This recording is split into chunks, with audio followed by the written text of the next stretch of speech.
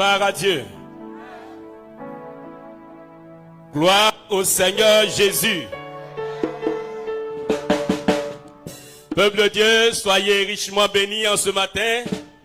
Que la grâce bienfaisante de l'Éternel nous repose sur la tête de quelqu'un en ce matin au nom de Jésus. Bien-aimé, tu es un homme riche. Bien-aimé, tu es une sœur riche. Bien-aimé, tu es béni de l'Éternel. Et je voudrais que tu acclames le Seigneur pour lui témoigner ta reconnaissance.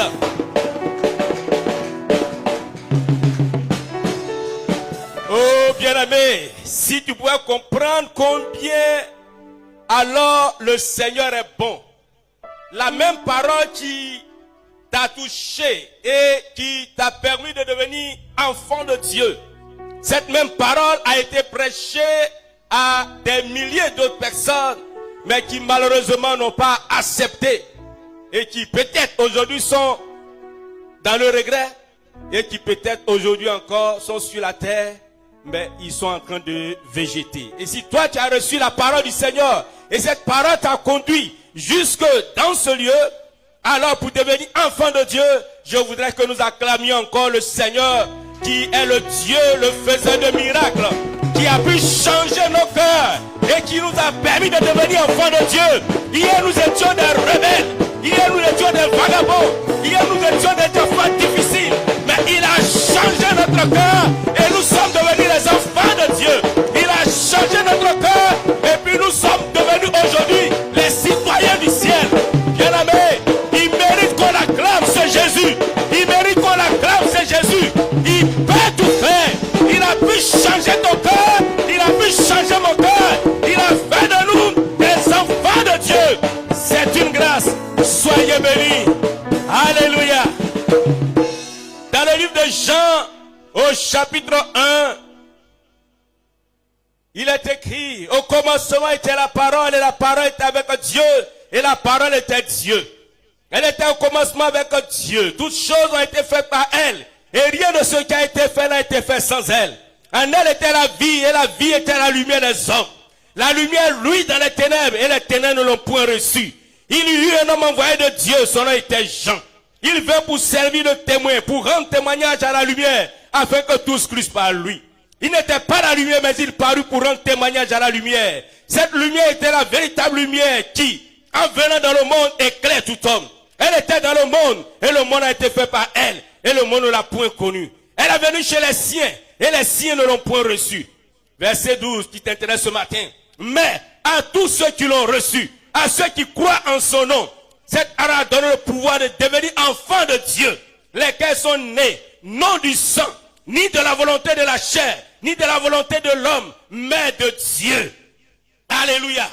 Tu es né ni de la volonté de ton père, ni de la volonté de ta mère, ni de la volonté du sang, ni de la volonté de la tribu des hommes de ta tribu, mais de la volonté de Dieu.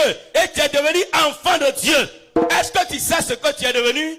Tu es un enfant de Dieu.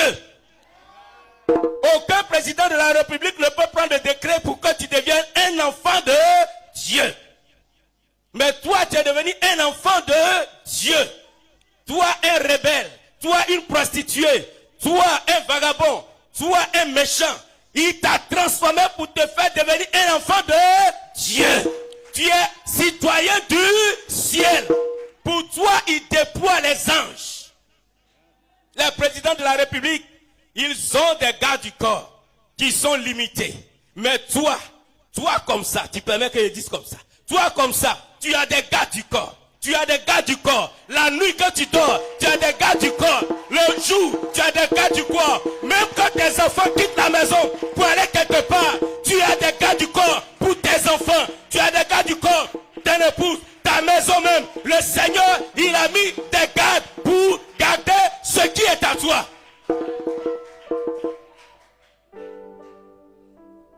Vous croyez que Jésus est venu mourir comme ça pour nous gratuitement cadeau? Non, non. S'il est mort pour toi et pour moi, il n'est pas mort pour les cabris, il n'est pas mort pour les animaux, il est mort pour toi et pour moi. C'est que le jeu en valait la chandelle, c'est-à-dire c'était vraiment important de le faire. Et tant que tu ne sais pas que tu es un enfant de Dieu, ton adoration, ça ne va même pas t'émouvoir toi-même. pour dire que ça va toucher le trône de Dieu. Il y a des gens qui cherchent des citoyennetés américaines, françaises, ivoiriennes. Il y a des gens, le président est obligé de prendre. Tu es devenu citoyen ivoirien, français. Ça, c'est bon. Mais il y a une citoyenneté qu'on ne peut pas acquérir si ce n'est pas le Seigneur. Et c'est ce citoyen-là que tu es devenu. Et je veux que tu acclames le Seigneur Jésus qui a donné son sang. Si tu pouvais comprendre ce que le Seigneur est en train de dire ce matin-là. Si tu pouvais comprendre ce que le Seigneur est en train de dire ce matin. Bien-aimé, tu es un enfant de Dieu. Bien-aimé, tu es un citoyen du royaume des cieux. Et quelqu'un a fait ce travail. Alléluia. Veuillez vous asseoir. Il y a des gens qui croient que leur conversion est devenue de par eux-mêmes. Ce sont des gens qui vont sortir bientôt de l'église. Parce que leur connaissance est limitée, elle n'est pas posée sur la parole de Dieu. Vous voyez? Mais ceux qui croient que Christ a payé le prix, il a fait ce travail, et puis ils sont devenus enfants de Dieu. Ceux-là ne reculent jamais.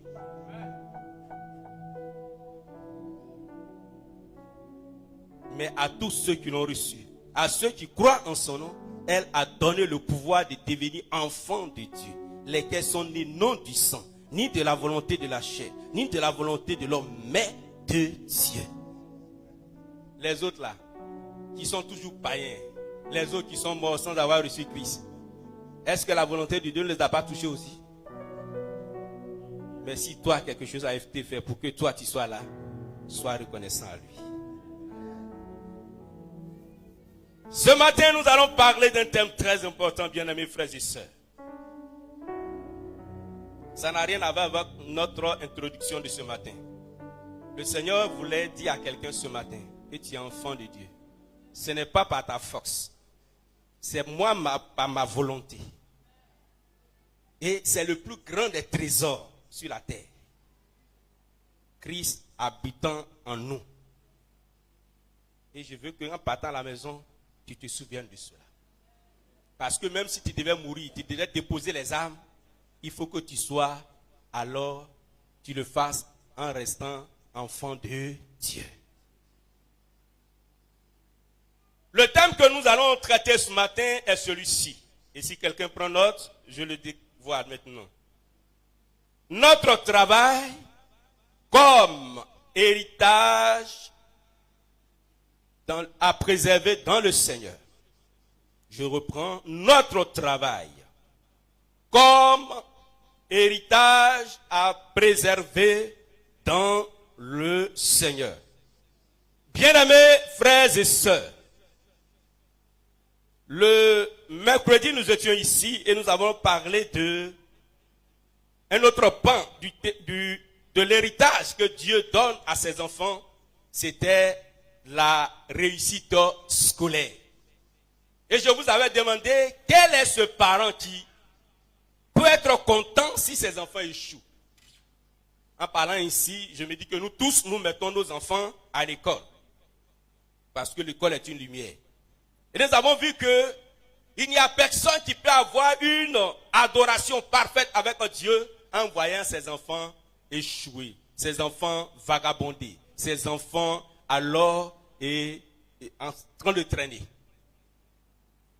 Mais malheureusement, comme l'Église a interprété mal certaines écritures, souvent, parmi nous les églises évangéliques, c'est parmi nous qu'il y a beaucoup de nos enfants qui échouent. Et à l'école et dans la vie, alors professionnelle, beaucoup de nos enfants échouent. Mais ça ne nous dit rien. Oh Seigneur, tu es bon. Oh Seigneur, c'est ta volonté. C'est ta volonté que l'enfant échoue.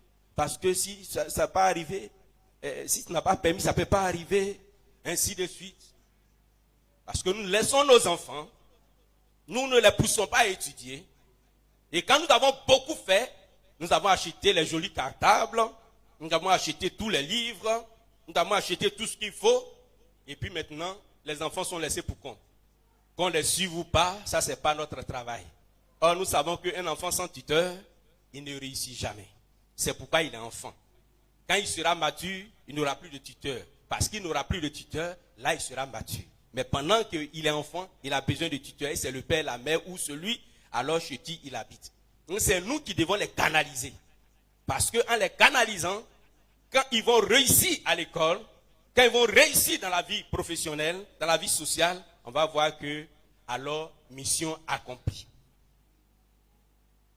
Et nous avons dit que il était normal que dans une église, à la fin de l'année, quand tous les résultats scolaires sont proclamés, l'église organise ne serait-ce qu'une journée pour bénir Dieu pour tous ces enfants qui sont admis. Parce que Dieu nous a promis, dans Deutéronome chapitre 28, au verset 13, que vous ne serez pas là que. Vous ne serez pas en bas, vous serez en haut, vous serez premier, vous serez la tête. Il n'a même pas dit à la tête, vous serez la tête. Vous voyez? Mais malheureusement,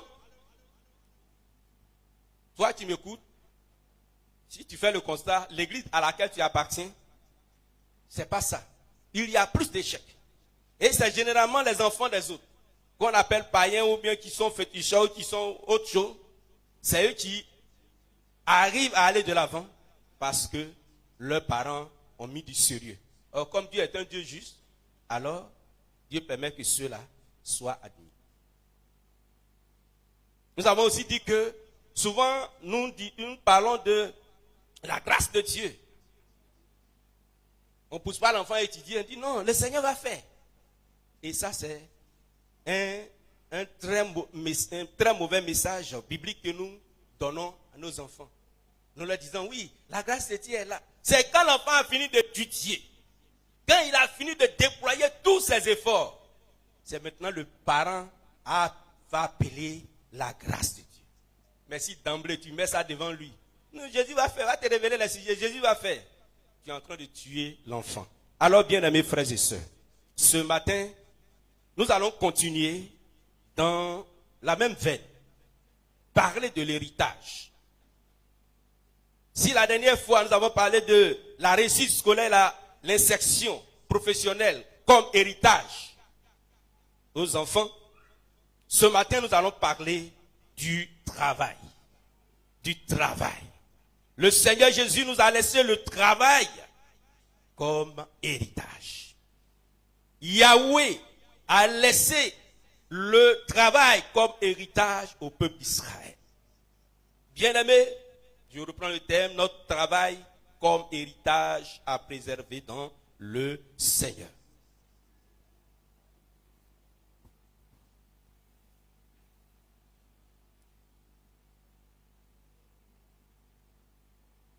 Un jour, pendant que un homme de Dieu donnait la prédication comme je suis en train de le faire pendant un moment de prière, il va lancer l'appel. Je demande à toutes les femmes veuves d'approcher. Je vais faire une prière pour elles. Et pendant que il lançait l'appel,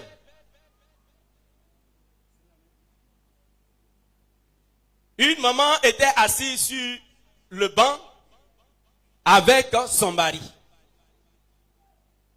Et en même temps, elle s'est levée. Et elle s'est levée, elle partait donc vers la chair, parce que l'homme de Dieu a lancé l'appel. Que toutes les femmes veuves viennent pour recevoir la bénédiction. Et son mari lui dit, mais chérie, tu n'es pas veuve. Est-ce que tu as entendu ce que le monsieur a dit? Ce que le pasteur a dit. Il dit les femmes veuves. Elle dit, chérie, c'est vrai, tu es là. Tu es là, c'est la même chose. On dirait que je suis veuve. C'est la même chose. C'est moi-même, je me débrouille.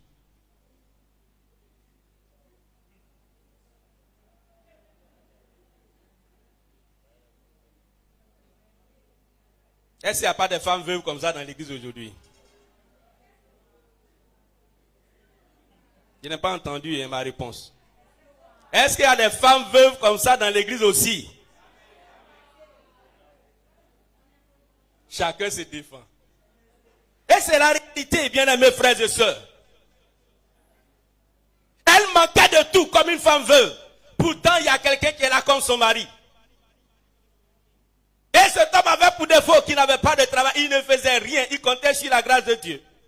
Selon certains versets que nous allons lire tout à l'heure, Matthieu chapitre 6, verset 34. Ne vous inquiétez de rien.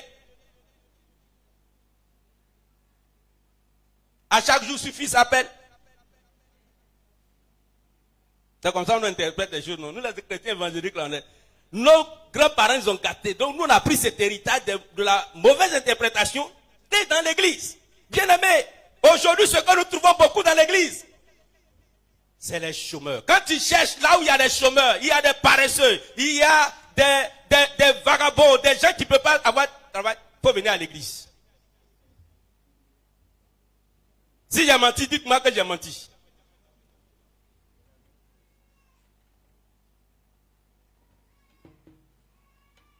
Des gens qui matin, midi, soir, ils sont assis, ils ne peuvent pas bouger. Qu'on suit la grâce de Dieu.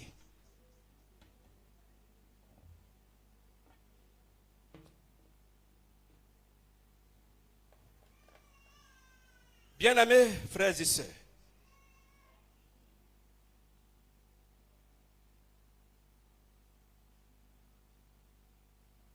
pour notre texte de base, nous allons prendre 2 Thessaloniciens,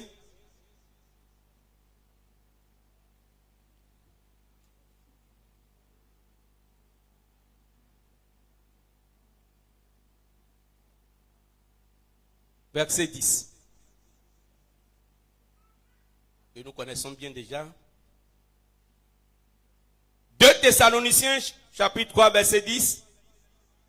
Car lorsque nous étions chez vous, nous vous disions expressément, si quelqu'un ne veut pas travailler, qu'il ne mange pas non plus. Nous apprenons cependant qu'il y en a parmi vous quelques-uns qui vivent dans le désordre et qui ne travaillent pas, mais qui s'occupent de futilité. Nous invitons ces gens-là et nous les exhortons par le Seigneur Jésus-Christ à manger leur propre pain en travaillant paisiblement. Je vais un peu en arrière, je prends 1 Thessaloniciens chapitre 4, le verset 11.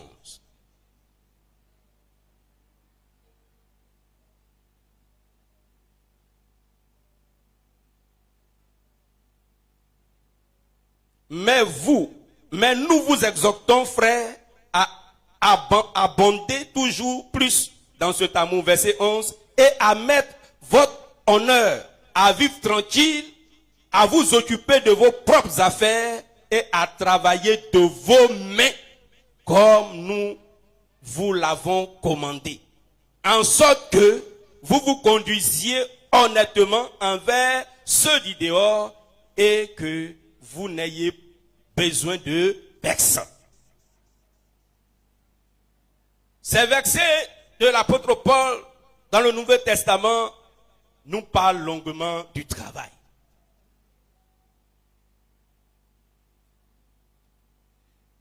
Ces chrétiens qui étaient dans cette église avaient une autre compréhension du travail. Et c'était des gens comme beaucoup de chrétiens de ce siècle d'aujourd'hui qui ne bougent pas le petit doigt, qui ne font rien et qui attendent la grâce de Dieu. Eux, ils comprenaient, je reprends, que Matthieu chapitre 6, verset 34, cherchez premièrement le royaume et la justice de Dieu et toutes ces choses vous seront données par-dessus. Verset 34, ne vous inquiétez donc pas du lendemain, car le lendemain aura soin de lui-même. À chaque jour suffit sa peine. Allons un peu en arrière. Comment on pouvait comprendre ce verset? C'est de la même manière littérale qu'on peut comprendre ce verset. Que Jésus, tu n'as qu'à croiser les pieds et les mains. Et puis, il va alors faire venir les cailles, la manne. Chaque jour, on s'en va ramasser. Comme quand les mangues tombent et puis on s'en va ramasser. Donc, c'est ça qui est resté dans la tête de beaucoup de chrétiens. Et surtout, du côté de nous, les églises évangéliques, qui ne voulons pas bouger du tout le petit doigt, et nous voulons que les choses tombent sur alors nous. Et c'est cette mentalité qui animait ceux à qui l'apôtre Paul était en train de parler. comment des gens bien bâtis, des gens normaux, physiquement normaux, peuvent-ils s'asseoir sans rien faire de leurs mains et prétendre à la grâce de Dieu? Et l'apôtre Paul leur dit, si quelqu'un ne veut pas travailler avec ses 10 doigts, il ne faut pas manger non plus. Et comme il n'y a pas quelqu'un sur la terre qui peut ne pas manger, alors il est en train de dire, si tu veux manger, il faut travailler. Il faut travailler alors avec tes propres mains pour manger alors ton propre pain.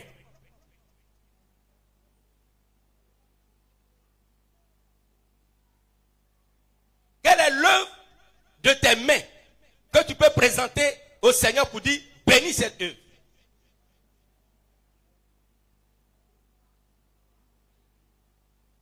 Il n'y en a pratiquement pas. Or, l'église qui devait être remplie des gens qui ont compris la parole de Dieu et des gens qui travaillent, l'église est remplie. Quand tu fais les statistiques, vraiment, c'est difficile.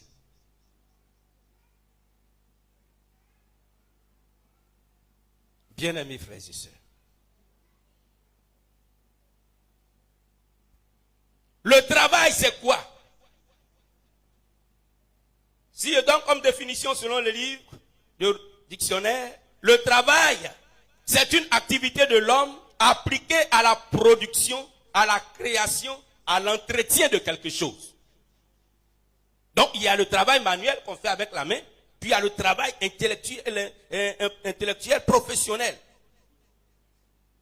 Et au bout du travail que nous faisons, il y a un profit, il y a une rémunération, il y a quelque chose que nous recevons en retour.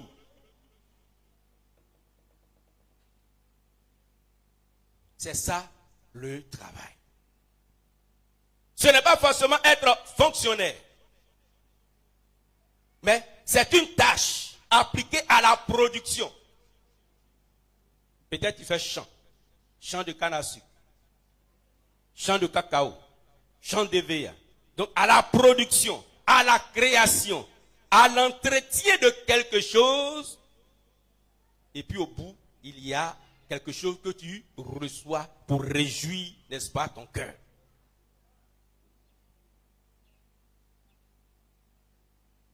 C'est pourquoi dans les 10 commandements, le Seigneur a dit, tu vas travailler 6 jours.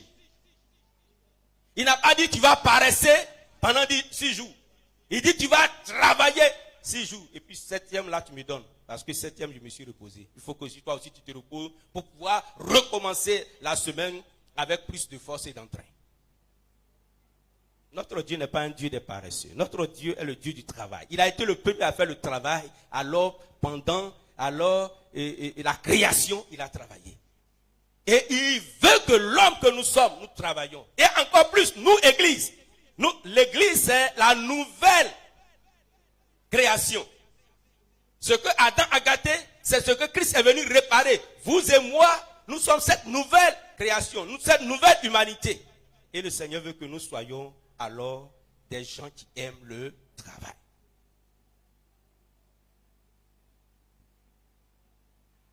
Il y a ce que je peux appeler le travail de la malédiction, le travail de la bénédiction. J'appelle le travail de la malédiction, je ne sais pas si le thème est juste, mais on va prendre ça comme ça, le travail de la malédiction. C'est-à-dire, ce travail-là consiste à enlever toute humanité en toi. C'est-à-dire, on te pousse à faire un travail que tu fais, tu n'es plus homme. Tu travailles sauvagement. Quand nous lisons dans le livre de Exode, le chapitre 2, le verset 11, nous voyons, il est écrit, Exode chapitre 2, verset 11, en ce temps-là, Moïse, devenu grand, se rendit vers ses frères et il fut témoin de leurs pénibles travaux et il vit un Égyptien qui frappait un Hébreu d'entre ses frères. Le témoin nous dit ici que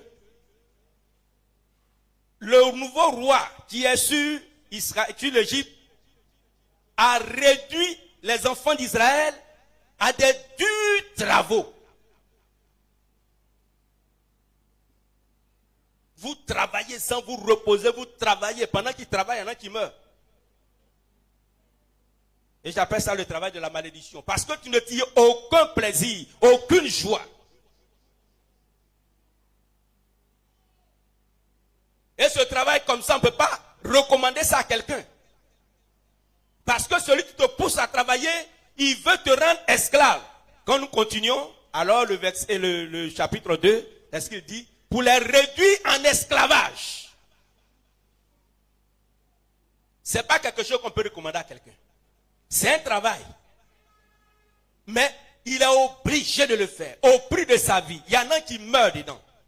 Comme en son temps, quand le colon était arrivé, il y a eu dans beaucoup de pays le travail forcé. Beaucoup de nos parents sont morts. Comme la prostitution. Ce n'est pas un travail honorable. Comme le braquage, le vol. Ce n'est pas un travail honorable. Ce sont des choses qui avilissent, qui détruisent, qui t'enlèvent ta manière d'être homme.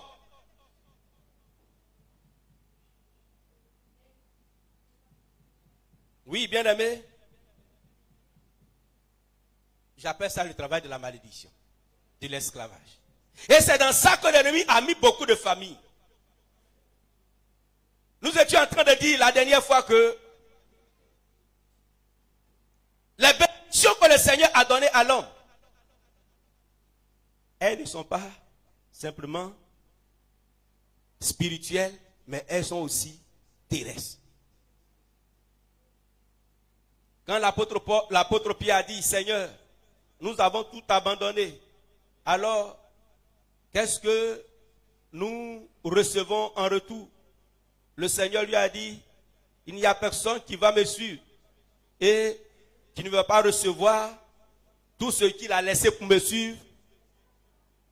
Et puis en plus de tout ça, la vie éternelle et les persécutions. Si nous ne comprenons pas que ces éléments que le Seigneur nous donne sont des héritages, sachant que Satan lui sait. C'est pourquoi vous êtes témoin avec moi qu'il y a des familles. Les enfants étaient brillants à l'école.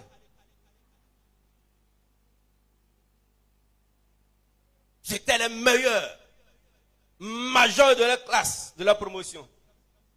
Mais allez voir aujourd'hui. Ils n'ont pas pu travailler, ni dans le fonctionnariat, ni même être simples salariés. Ils sont devenus des vauriens, des vagabonds. Parce que personne ne savait que le travail est un héritage, est une bénédiction de Dieu qu'il faut préserver.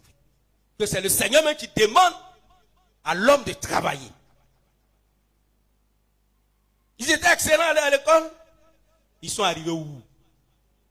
Nulle part. Ils n'ont pas pu travailler.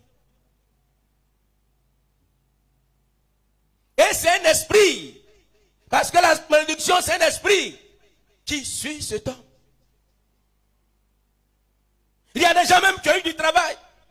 Mais pour un oui, pour un non. Parce que le chef les a grondés un jour. Il se lève et puis dit, je ne travaille plus.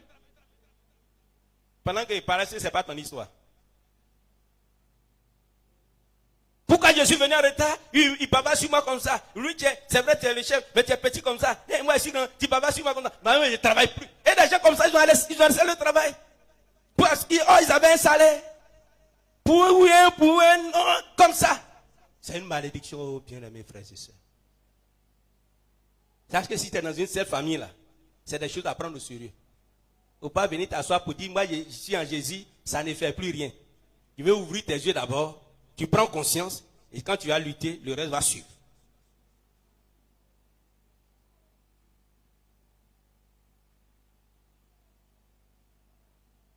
Oui, bien aimés frères et sœurs. Le travail, c'est une bénédiction. C'est un héritage. Or, un héritage Nous avons dit la dernière fois que c'est ce que le Père, il s'est acquis au prix de son sang, au prix de sa sueur. Il a souffert, il a eu. Ce qu'il a possédé, c'est pour lui. Quand il va le donner à son enfant, c'est un héritage. Et nous avons dit que l'héritage, il y a ce qui est physique.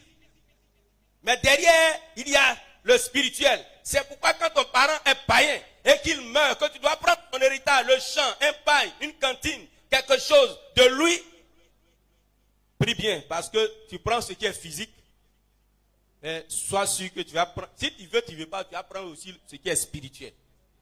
C'est pourquoi avant de prendre ce qui est physique, il faut véritablement demander au Seigneur le discernement, parce que le spirituel suit. Tu ne vas pas prendre le physique et puis le spirituel. Qui va prendre le spirituel là? C'est là notre souci, bien-aimé. C'est là notre souffrance, bien-aimé.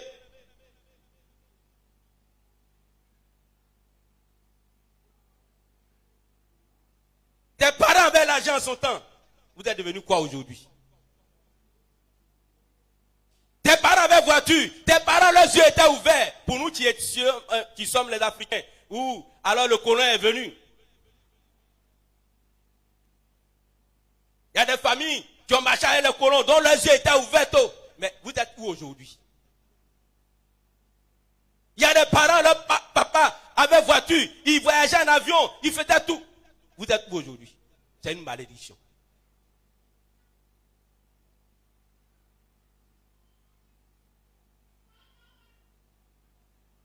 Quand on te donne un héritage, il faut bien attraper cet héritage. Si tu as reçu un héritage comme champ, il faut que tu attrapes bien cela.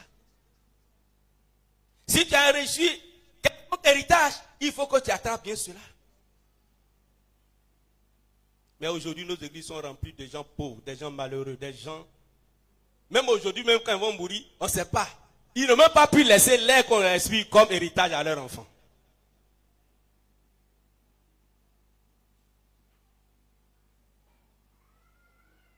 Ce n'est pas ce que tu veux.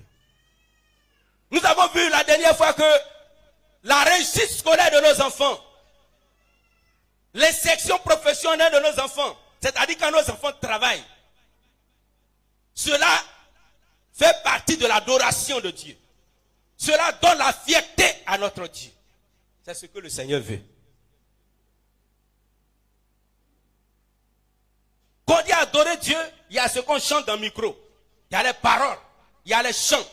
Tout ça, c'est adorer Dieu. Il y a le donner. Tout ça, c'est adorer Dieu. Il y a les témoignages.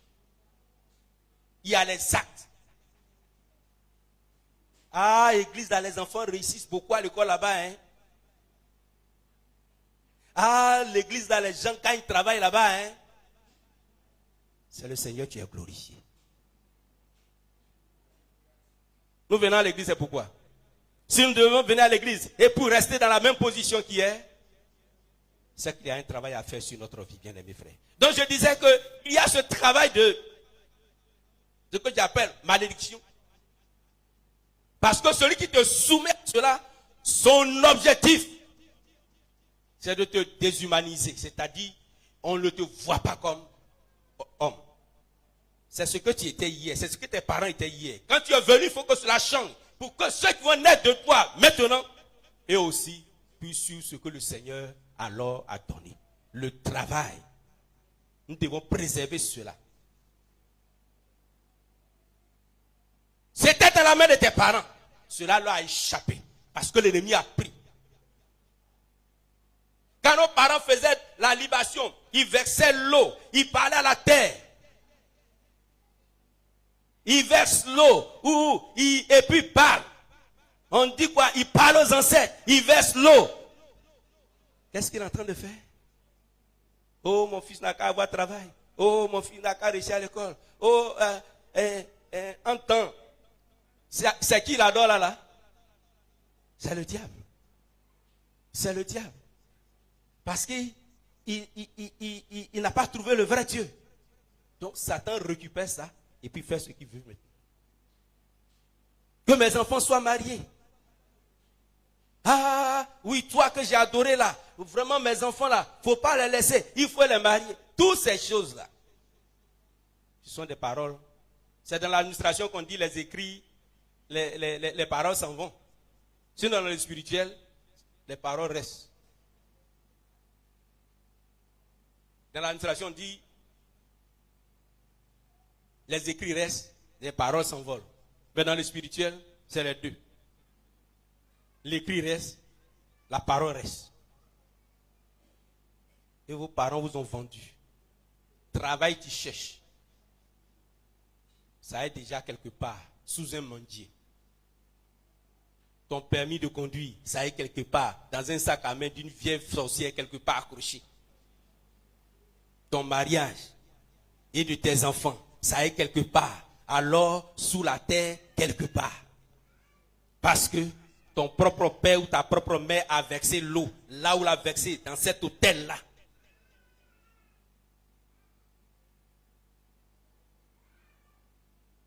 On a connu des gens qui étaient des fonctionnaires, on a dit, chaque année ou bien tous les 2 ans, il faut venir dire merci. Parce que c'est alors l'esprit là, notre fétiche là qui t'a donné le travail. À la fin, on a connu comment ils sont devenus. S'ils ne sont pas morts, on les a renvoyés du travail.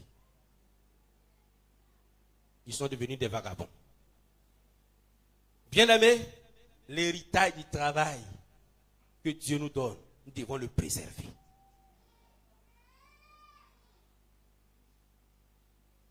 Donc, il y a le travail comme une bénédiction. C'est ce travail qui te donne à manger. C'est ce travail qui te permet de prendre soin de toi, de soigner tes enfants, qui te donne de la valeur. C'est ce travail qui te donne alors de la dignité. C'est ce travail qui te permet, avec le fruit de ce travail, d'adorer Dieu, de servir Dieu.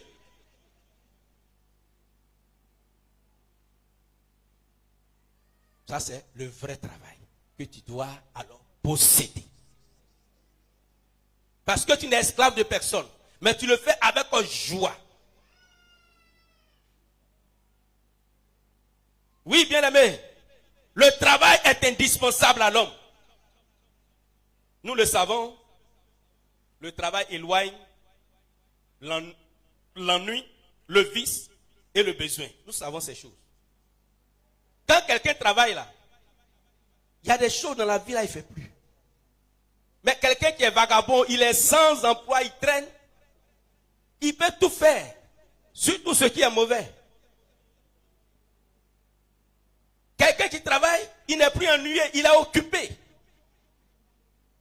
Quelqu'un qui travaille, le travail éloigne le vice. Il ne peut plus être braqueur, c'est mauvaise chose. Quelqu'un qui travaille, il peut manger lui-même son propre pain quand le besoin, quand son ventre a faim, il peut manger. Quand il a vu une belle chaussure, il peut porter. Le travail éloigne ces choses. L'ennui, le vice et le besoin. Le travail, bien-aimé, je le répète encore, c'est un héritage et tu dois posséder cet héritage. Si tu es comme le mari de cette femme qui dit qu'elle est veuve et tu es dans cette église, au sortir de ce jour d'aujourd'hui, tu dois chercher à faire quelque chose de tes 10 doigts selon la parole de l'apôtre Paul.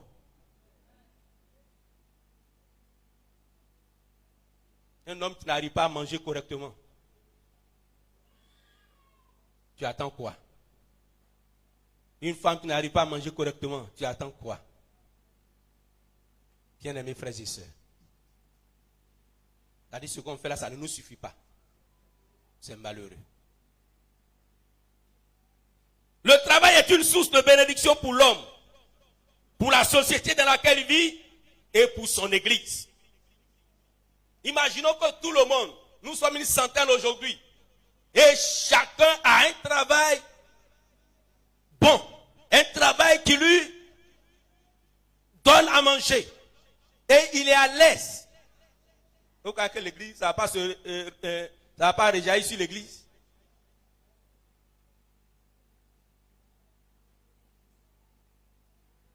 Le travail fait paraître la gloire du Seigneur Jésus sur son église. L'église du Seigneur, Ce n'est pas l'église des vagabonds, des sans-emploi, des gens qui n'ont rien à faire. C'est l'église des gens responsables. C'est l'église des gens qui cherchent à faire quelque chose dans leur vie.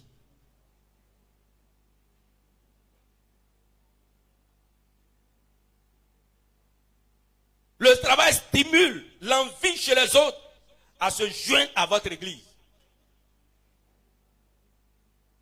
Quand nous tous, nous sommes en train de travailler, quand je parle de travail, je ne parle pas de fonctionnaires, je le dis et puis je répète, parce que nous les chrétiens, nous sommes les champions de l'interprétation. Nous avons dit, il y a le travail manuel, ce qu'on fait avec la main. Il y a le travail intellectuel, il y a le travail professionnel, il y a le travail, tout travail qu'on fait, il y a quelque chose qui nous revient. Même quand tu es servant, c'est pourquoi le Seigneur dit, l'ouvrier mérite son salaire. Ce que tu fais, c'est un travail que tu fais pour te produire, en retour pour te prendre en charge. Le fruit de ce travail doit revenir vers toi. Et quand dans l'église, nous sommes plusieurs comme ça, et qu'il n'y a pas quelqu'un qui chôme, il n'y a pas quelqu'un qui traîne, il n'y a pas quelqu'un qui est sans emploi, est-ce qu'il y a souci? Nous devenons une gloire du Seigneur Jésus pour les autres. C'est le travail qui construit une nation, un pays. Oui, bien-aimé, quand tu seras béni, fais profiter à Dieu et à son Église le fruit de ton travail. Le travail fait partie de ta vie. Le travail fait partie de ta vie.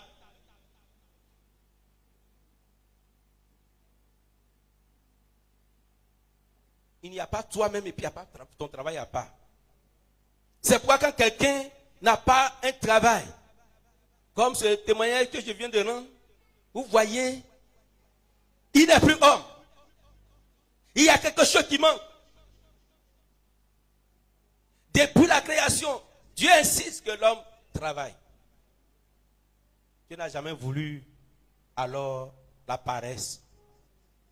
Le travail vient confirmer la vérité de la parole de Dieu sur la bénédiction. Quand nous lisons Deutéronome chapitre 28, qu'est-ce que le Seigneur a dit? Tu seras béni, tu seras béni. Tes animaux seront bénis. La terre sera bénie. Vous voyez que toutes ces bénédictions du Seigneur se rattachent au travail. Voilà ta main qui est nue. Il fait quoi? Il bénit quoi dans ta main? Il bénit quoi dans ta main? Ta main est nue. Travail du sol, il n'y a rien. Travail des animaux, il n'y a rien. Travail dans la campagne, il n'y a rien. Travail en ville, il n'y a rien.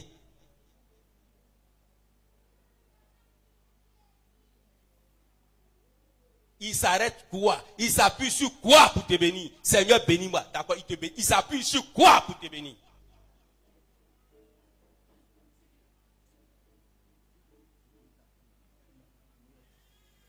Le travail est une réponse de Dieu à l'esprit du chômage, à l'esprit de la malédiction du chômage.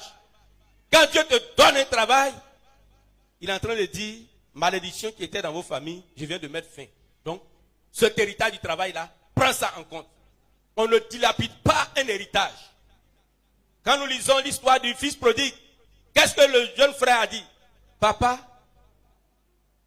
héritage que tu as là, les biens que tu as là, c'est notre héritage. Moi aussi, j'ai pas. Il faut partager. Je vais prendre ma part. Mais quand il a pris à faire quoi? Il est parti faire le show. Faire la vie. Dilapider cet héritage. C'est ce que nous faisons. Est-ce que nous faisons?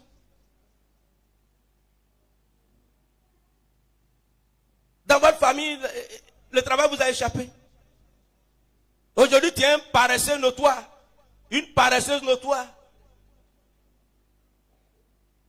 Est-ce qu'à 20 ans, à 30 ans, à 40 ans, tu dois encore avoir besoin de quelqu'un pour certaines choses?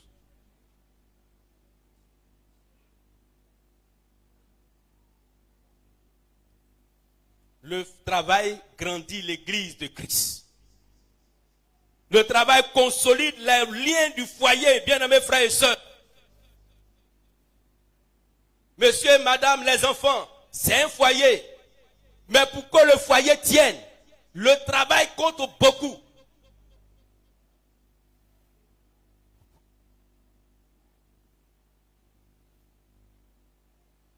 le travail compte beaucoup. Pour le mari, le travail va pousser sa femme à le respecter. À l'entendre le témoignage, la femme était exaspérée. Ça fait des années qu'elle vit cette situation.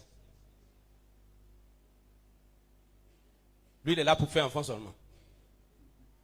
Il est là, il fait enfant seulement.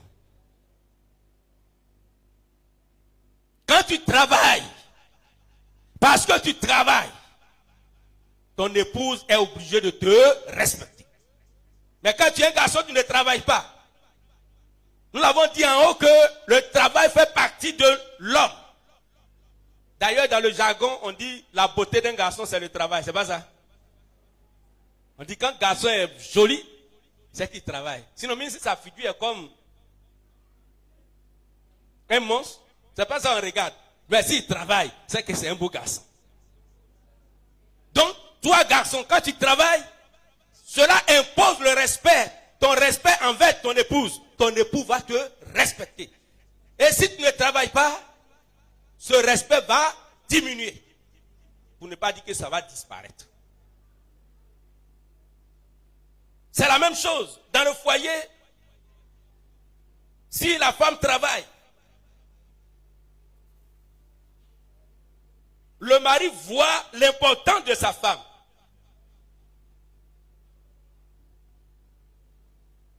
Permettez que je bise pour dire, quand je parle de travail, je ne dis pas fonctionnaire, je ne dis pas salaire de faire du mal. Mais tu sais que tu fais quelque chose et que tu gagnes.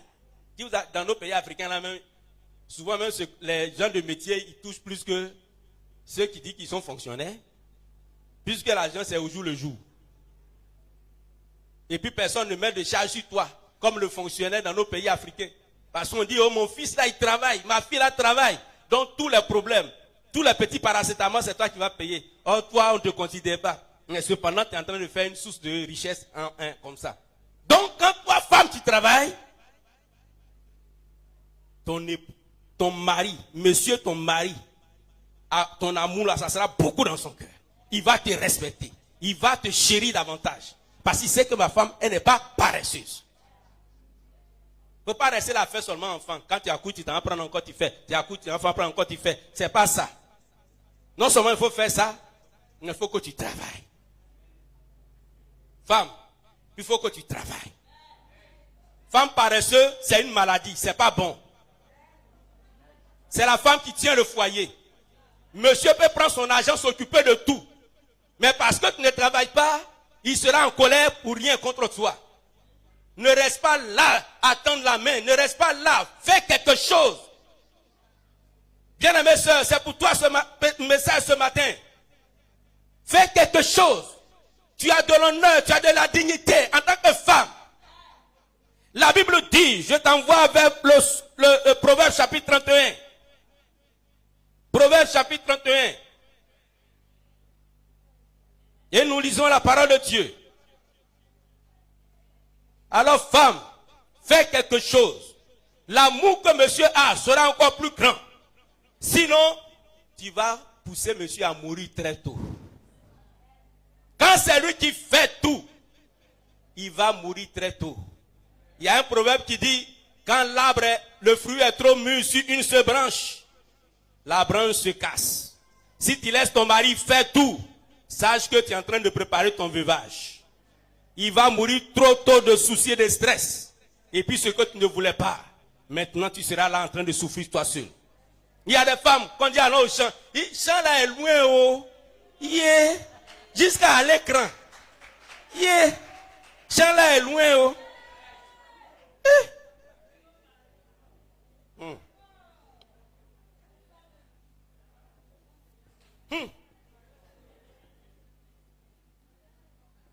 La Bible dit, ce que je dis, si c'est mensonge, vous me dites, hein.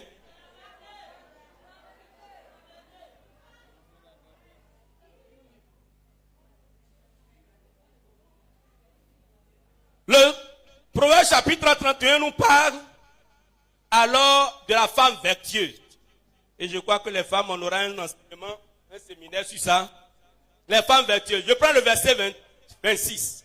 Elle ouvre sa bouche avec sagesse et des instructions aimables sont sur sa langue. Verset 27. Elle veille sur ce qui se passe dans sa maison et elle ne mange pas le pain de la paresse. Toi, maman, tu fais quoi? Pendant que tes copines se lèvent 5 heures du matin pour batailler, pour faire quelque chose, toi, tu dors.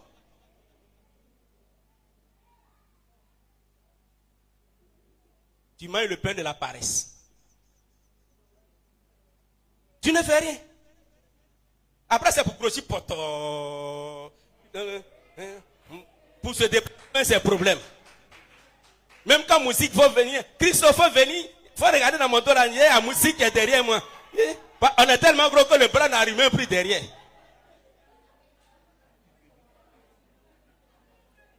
Elle veille sur ce qui se passe dans sa maison et elle ne mange pas le pain de paresse. Dès qu'aujourd'hui, il faut que tu cesses de manger le pain de paresse. Et la résultante, c'est que ses fils se lèvent tôt et lui disent, maman, tu es une femme heureuse. Et son mari lui dit, ma chérie, reçois les louanges.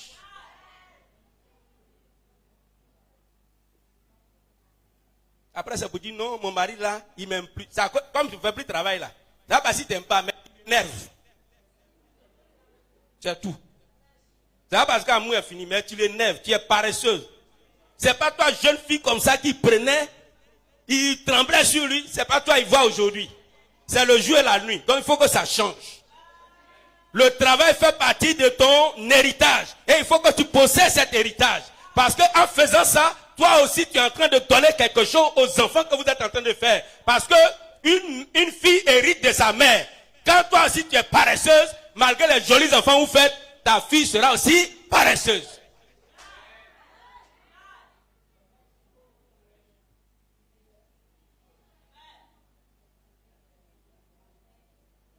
Monsieur ne te demande pas de prendre le contrôle de toutes les dépenses de la maison. Lui, il veut te voir faire. Et puis, il y a des choses, toi-même, ton cœur sera touché pour faire. Mais il veut te voir indépendante.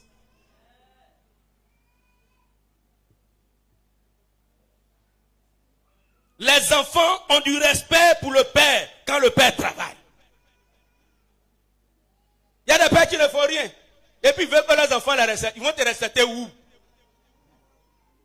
Chers parents, nous les hommes qui ne faisons rien, bien aimés, si nous avons fait des enfants, sachant que nos filles, nous sommes en train de les programmer dans un logiciel de la prostitution. Parce que Salomon dit, pour un morceau de pain, l'homme se livre au péché. Pour 500 francs, elle est obligée d'aller se coucher en bas de quelqu'un pour avoir l'argent pour manger. À cause de toi le père. À cause de toi la mère.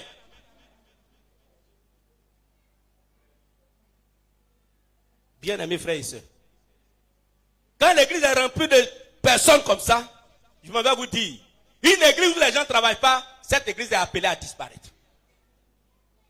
Je reprends pour vous montrer que la révélation vient du Seigneur. Une église où les gens ne travaillent pas, où les gens attendent la grâce de Dieu, et à chaque jour suffit sa peine. Cette église-là, elle va disparaître.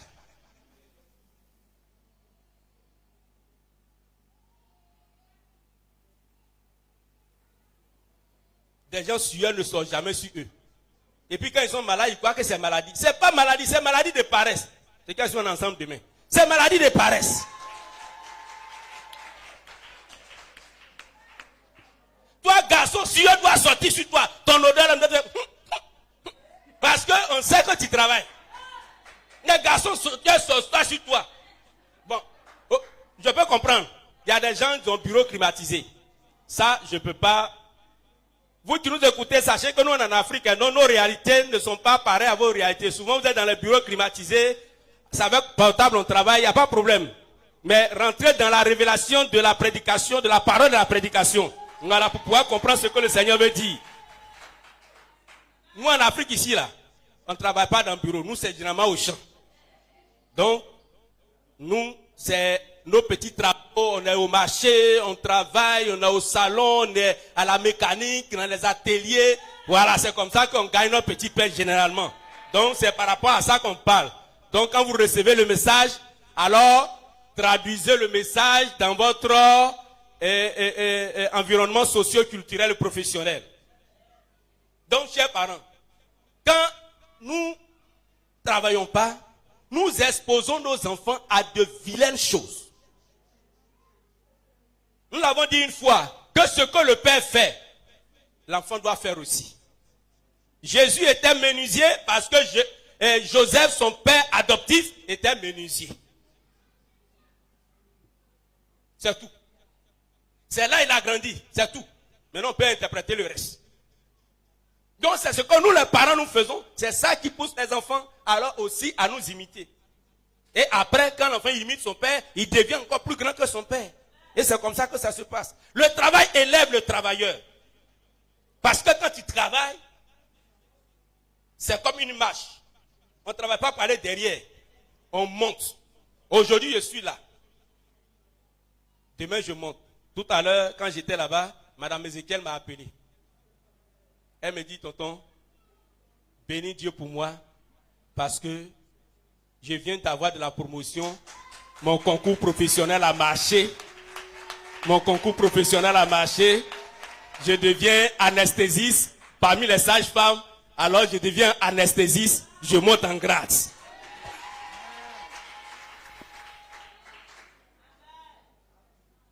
C'est notre petite fille ici, qu'on a vu en 5e, 4e, 3e, grandi dans nos mains, tout ça qui est arrivé. Et moi, je l'appelle la marraine parce que c'est elle qui était notre première marraine des enfants de l'école du dimanche. Pour notre première fête, c'est elle qui a dit, alors, papa, je veux être marraine des enfants. Et c'est comme ça, c'est parti. Et puis, depuis ce jour, nous sommes là. Le travail élève. D'un petit niveau, elle est arrivée là. Vous voyez? Oui, bien-aimé, c'est une gloire. Le fruit de ce travail-là te pousse à bien adorer Dieu. Te donne une adoration authentique.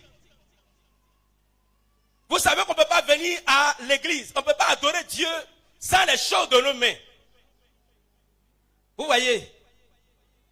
C'est pas possible. C'est tout ça qui fait l'adoration. Mais quand tu viens à l'église et que toi-même tu as envie de donner, mais tu n'as rien à donner, tu fais comment? Et puis, ça t'embête. Bien aimé, ça ne vient pas de moi, ça vient du Seigneur. Quand Israël, la nuit où Israël devait sortir du pays d'Égypte, qu'est-ce que Dieu leur a dit pendant la journée? Il leur a dit, allez chez vos voisins à côté. Demandez-leur des biens. C'est pas ce qu'il a dit. Donc ils sont partis parce qu'Israël était maltraité, mais cependant, c'était des enfants intelligents. Ils avaient de bons rapports avec les Égyptiens. C'est avec les chefs en haut surtout qu'ils avaient des problèmes. Mais en tant que voisins, ils avaient de bons rapports avec les Égyptiens qui sont là. Donc il y a un qui s'élève, il va chez l'autre. Il va chez l'autre. Ah, bon, il faut me donner un peu de ton or. Bon, il faut me donner tes casseroles. Il faut me donner tes habits là. Ils ont demandé des choses de valeur. Et comme c'est Dieu qui est dedans, c'est peau de dauphin, c'est tissu cher. Tout ce qu'ils vont prendre pour faire le tabernacle après. Dieu qui avait béni les Égyptiens va passer par eux. La Bible dit quoi? Pour les dépouiller. Ils sont partis. Les Égyptiens aussi n'ont pas refusé. C'est comme tu avais ton voisin. Et puis tu dis, hé voisine, j'ai besoin de telle chose. Elle va te refuser. Elle ne connaît pas ton agenda qui est derrière. Elle ne sait pas que la nuit là, toi, tu vas quitter l'Égypte. Elle te donne. Et c'est comme ça que les enfants d'Israël ont dépouillé l'Égypte. Ils ont pris leur richesse et puis ils sont sortis. Mais ce n'était pas pour eux-mêmes. Parce que Dieu avait un autre agenda qu'il n'avait pas encore dit à Moïse. C'était de construire un temple dans le désert qu'on appelle le tabernacle. Donc quand Dieu te donne un travail, bien aimé, le fruit de ce travail, il a besoin d'une partie pour son œuvre, pour l'adorer. Et c'est la partie du film là que beaucoup de chrétiens n'aiment pas. Oui, bien aimés frères et sœurs. Quand tu veux que ton adoration plaise à Dieu. Toi-même, tu choisis et puis tu viens donner. Nous n'avons pas un seul jour, même si nous avons un seul jour de réunion dans la semaine, mais quand toi-même tu viens dans la présence de Dieu que tu n'as rien, tu vois qu'au-dedans de toi, tu es mal à l'aise. Parce que tu sais que l'adoration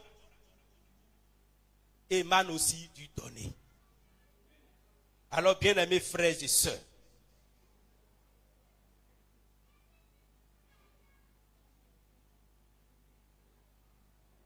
le Seigneur nous appelle à travailler.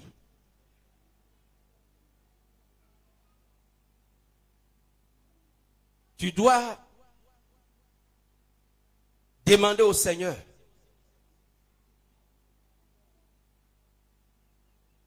si tu n'as pas encore de travail, oriente-moi. Dans cette église, et là où la prédication tombe dans l'oreille de quelqu'un, notre famille entière, nous ne devons pas dépendre de quelqu'un. Tu dois manger le propre pain de ta propre sueur et non le pain de paresse. Bien-aimés frères et sœurs, cela est très important. Parce qu'une église où il y a le travail, bien-aimé, le travail rémunérateur, c'est-à-dire ce travail qu'on fait, et puis en retour, nous-mêmes, on reçoit quelque chose pour prendre soin de nos familles, cette église ne désemplit pas. C'est-à-dire, elle se remplit chaque jour et il y a toujours de la joie qui est là. Et c'est ce que le Seigneur veut. Quand nous refusons de travailler pendant notre jeunesse, sachant que nous avons gâté toute notre vieillesse. Parce que c'est pendant notre jeunesse que nous avons la force. Mais demain, nous n'aurons plus cette force. Nous allons nous appuyer sur une canne. Et si nous n'avons pas pu préparer l'avenir depuis notre jeunesse, nous voyons que notre vieillesse alors devient un souci pour nous. Le Seigneur voudrait que nous comprenions sa parole. Quand il dit, dans Matthieu chapitre 6, verset 34, ce verset que nous avons lu et que je reprends encore, c'est pas ce que le Seigneur voulait dire. Ne vous inquiétez donc pas du lendemain, car le lendemain aura soin de lui-même. À chaque jour suffit sa peine. Ne reste pas là, comme ça, les bras croisés, les mains croisées. Non, c'est pas ce que le Seigneur voulait dire. Il y a des gens qui ont interprété pour dire, Jésus dit que les gens ne doivent pas travailler. Et alors, ils sont restés dans la paresse, dans la mauvaise interprétation. Il y a des églises qui disent aux gens, alors on ne peut pas travailler. Hein? Si le travail, ton jour de permanence tombe un dimanche, il ne faut pas aller au travail. Si on doit te renvoyer, on n'a qu'à te renvoyer. Voilà, dimanche là, hein, tu dois aller au travail. Et il y en a qui ont dit non, travail là, femme ne doit pas travailler. Femme doit rester au foyer. Et ils ont poussé des femmes à démissionner de leur travail. Vous qui avez fait ça là, vous avez beaucoup de péchés pardon à demander à Dieu pour ces gens de péché. Parce que vous appuyez sur quoi? Sur rien de la parole de Dieu. Chers frères et sœurs, le royaume de Dieu, ce n'est pas mourir et puis aller là-bas seulement. Sinon le Seigneur Jésus serait un menteur. L'héritage du Seigneur, ce n'est pas seulement la vie éternelle. L'héritage du Seigneur, c'est tout ce que nous possédons déjà sur la terre. Et nous devons en profiter, nous devons en jouir. Bien-aimés frères et sœurs. L'église aujourd'hui, en tout cas pour beaucoup, ne donne pas envie. C'est pourquoi généralement quand tu te présentes à l'évangélisation, quand tu n'as rien, on ne te considère pas. Vous savez souvent que l'habit fait le moine. Si je porte un habit de prêtre, tout à l'heure on va dire que je suis prêtre. Ou bien, c'est tout. Tu sais au-dedans de moi que je ne suis pas prêtre. Et l'église ne veut rien faire. Tu n'as pas une bonne maison pour dormir. C'est toi qui vas évangéliser. Quelqu'un qui a combien de maisons pour dormir? Il y a problème. C'est pourquoi le Seigneur insiste. Pour que notre manière de voir les choses, nous puissions changer. Parce que quand cela vient de Dieu, Dieu sait comment il agit. Mais quand nous-mêmes, nous sommes notre propre faute, ah non, non, notre évangile rencontrent des problèmes sur la route. Bien-aimés, le pouvoir de l'église, la puissance de l'église, ce n'est pas seulement les guérisons, les miracles. C'est aussi ce qui est matériel. C'est aussi ce qui est physique que nous possédons.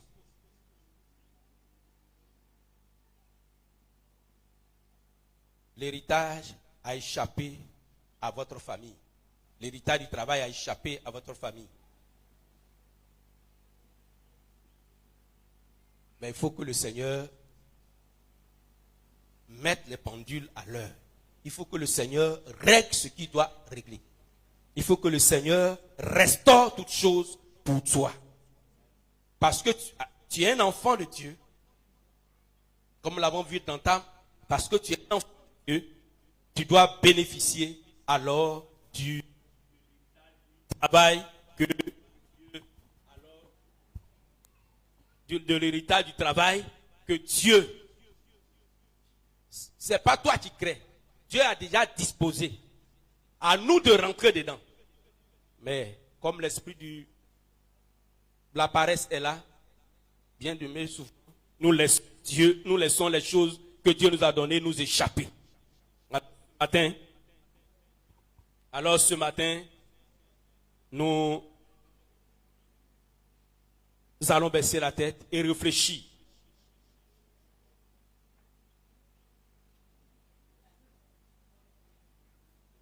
Travail tu fais là. Est-ce que tu arrives à vivre de ça? Travail tu fais. Est-ce que ce travail te permet d'adorer Dieu comme il se doit? Ce travail-là. Est-ce que tu ne peux pas progresser?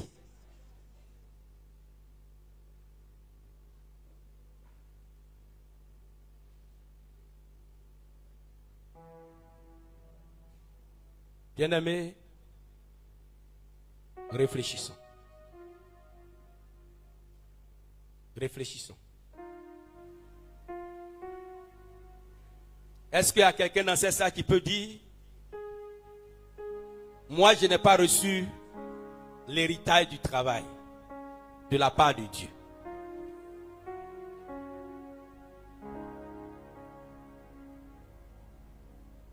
Peut-être même vous avez des terres. Oh, c'est le Seigneur qui fait sortir le pain de terre. Il y a la cherté de la vie à part et puis il y a le travail à part. Je fais un travail, mais les produits sont vendus. Ça, c'est autre chose. Je fais un travail, mais la vie est chère. Alors on paye ceci, on paye cela très cher. Ça, c'est autre chose. Mais le Seigneur dit, la source même du travail, est-ce que tu fais un travail? Il y a le travail que nous faisons pendant la jeunesse. Pour préparer juste notre avenir.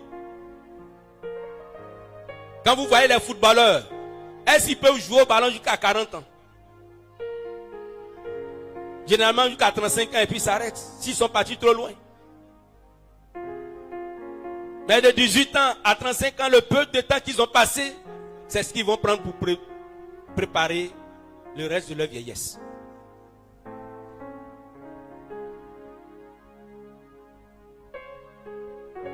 La terre peut se mettre en location pour que, alors toi, tu travailles. Tu manques de tout. Tu manques de la nourriture. Tu manques d'argent pour te soigner. Tu manques d'argent pour scolariser. Tu manques d'argent pour faire ci, pour faire ça. Toi-même, la joie n'est pas là. Tous les jours en train de réfléchir. Réfléchis bien s'il n'y a pas une malédiction contre vous qui arrache le fruit de votre travail. Parce que le travail est un héritage, est une bénédiction. L'ennemi se lève contre cela dans votre famille. Pendant que tu as la tête baissée et que tu réfléchis, demande au Saint-Esprit de te parler pour que tu puisses trouver le nœud de la situation que tu traverses. Parce que pour toi, peut-être tu travailles beaucoup. beaucoup au champ ou bien dans les choses, mais tu ne vois pas le fruit. Le Saint-Esprit peut rétropédaler, aller en arrière et puis te révéler quelque chose. Ça va te libérer ce matin. Réfléchis. Réfléchis. Je travaille beaucoup, Seigneur. Je ne suis pas paresseux, Seigneur. Mais regarde, quand je fais, je ne gagne rien. Depuis des années, tu fais chant. Chant d'igname, chant de cacao, chant de ceci, chant de cela. Chant de riz. C'est pour manger pendant 2 mois, 3 mois. Le reste là, c'est la souffrance. Ce n'est pas digne d'un enfant de Dieu. Ce n'est pas digne d'un enfant de Dieu. Parce que tout le reste du temps, malgré les efforts employés, déployés par toi, le résultat est maigre. La récolte est très très maigre.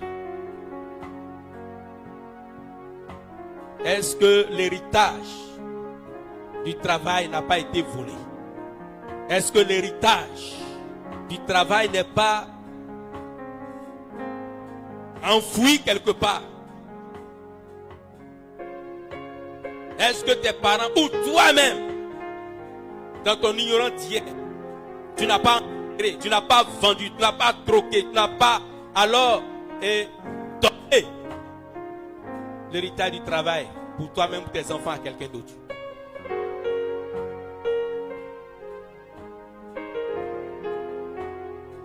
Faut tout faire, mais si tu ne travailles pas, tu seras malheureux. Faut tout faire, mais si tu ne travailles pas, tu quitteras la présence du Seigneur. Faut tout faire. Si tu ne travailles pas, ton adoration, toi-même tu sentiras que tu n'es pas utile. Parce que Dieu veut que l'homme travaille. Parce que derrière le travail, à la suite du travail, il y a le produit du travail, le fruit du travail.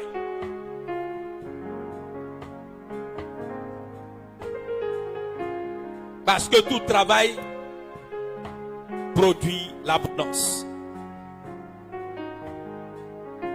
Oui, bien-aimé, réfléchis. Selon Proverbe chapitre 14, verset 23, il y a du profit dans le travail que tu fais. Mais est-ce que toi, tu arrives à profiter? Tout travail produit de l'abondance. Mais est-ce que tu arrives à recevoir cette abondance-là? À recevoir ce profit-là? Demande au Seigneur pourquoi. Il doit te répondre. Sois enragé dans la question. Demande-lui, Seigneur, pourquoi? Si tu reconnais que toi-même tu travailles trop dur pour avoir peu, pose-lui la question. Il a certainement une réponse à te donner. Toi aussi, tu n'aimes pas travailler. Tu trouves que travailler est trop dur. Pose-lui une question. Dans votre famille, il n'y a pas quelqu'un qui a émergé. Pourtant, ils étaient brillants à l'école. Pose-lui la question. Il doit te répondre. Parce que ce fléau doit s'arrêter aujourd'hui où tu entends cette parole. Les choses ne doivent pas continuer comme ça. Parce que cela risque de se répercuter sur tes enfants. Ce n'est pas normal. Parle à ton Dieu. Présente-lui ta situation. Dis-lui, révèle-moi ce qui ne va pas. Révèle-moi ce qui ne va pas.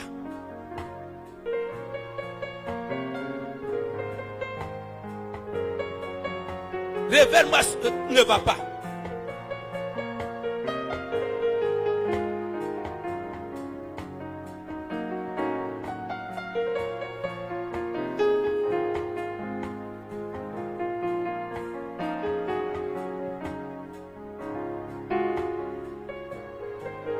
Parle à ton Dieu. Parle à ton Dieu. Parle à ton Dieu. On lui pose une question, il doit te répondre. Ce qui a gâté ton adoration jusque-là, quand tu venais à l'église, tu étais zélé. Parce que tu avais compris que tu allais avoir du travail. Parce que tu avais compris que le Seigneur est celui qui bénit. Mais jusque-là, tu vois. Pose-lui la question. En tout cas, si tu n'es pas paresseux et que tu sais que tu fais ce que le Seigneur veut, puis voilà la situation, il a une réponse à te donner.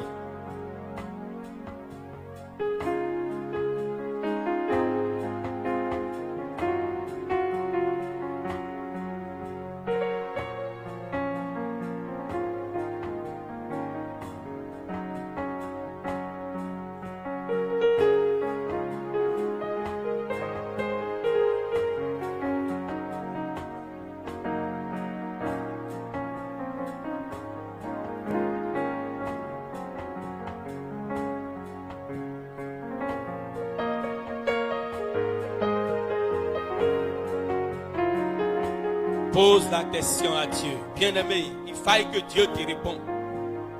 Peut-être qu'il y a eu de la malédiction dans vos familles. Peut-être même que, alors, tes propres parents se sont maudits eux-mêmes. Ils ont fait des libations, ils ont versé de l'eau. Ils ont adoré, ils ont fait des incantations, ils ont parlé, ils ont troqué. Alors ton travail, le bonheur de ton travail, avec les esprits des eaux, de la forêt, en tout cas quelque chose comme ça. Et aujourd'hui tu payes le prix.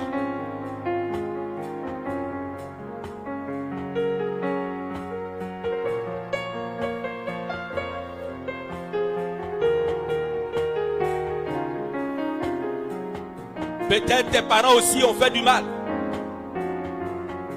Comme aujourd'hui nous voyons dans certaines écoles, il y a des gens qui vont pour déféquer, ouvrir les salles de classe, déféquer. Si tu es issu de cette famille, comment les choses ne vont pas se compliquer davantage contre toi? Alors si tu sais ces choses, c'est à toi de les avouer à Dieu que les choses changent.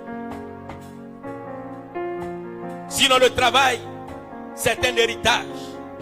Le travail vient de Dieu et Dieu te donne ce travail. Parce que c'est lui qui élève.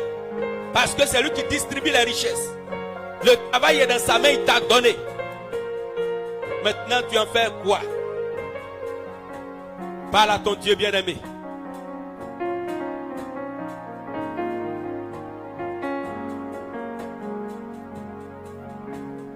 Tu es un homme, tu es une femme. Travailler. Tu dois travailler. Tu es au foyer, tu dois travailler. Tu n'as pas encore de femme, de mari, tu dois travailler. Tu es jeune, tu as déjà 16 ans, 17 ans, 18 ans. 18 ans, on se dit, tu peux être détaché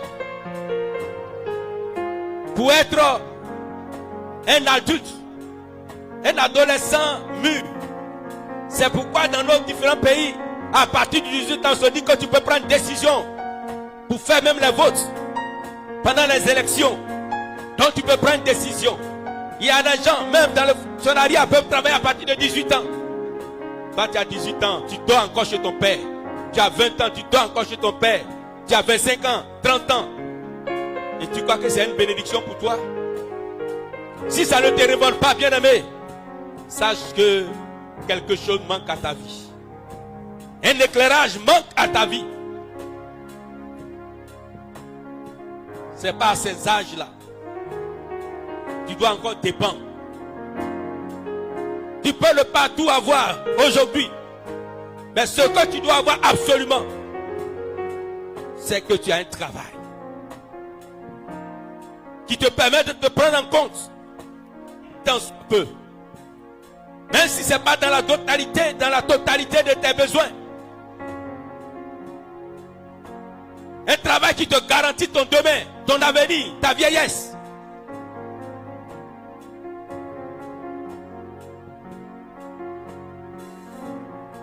Ce travail fort physiquement que tu fais, est-ce que tu l'as préparé pour demain? Demain, quand je n'aurai pas cette force de jeûne, qu'est-ce que je ferai? As-tu pensé à cela?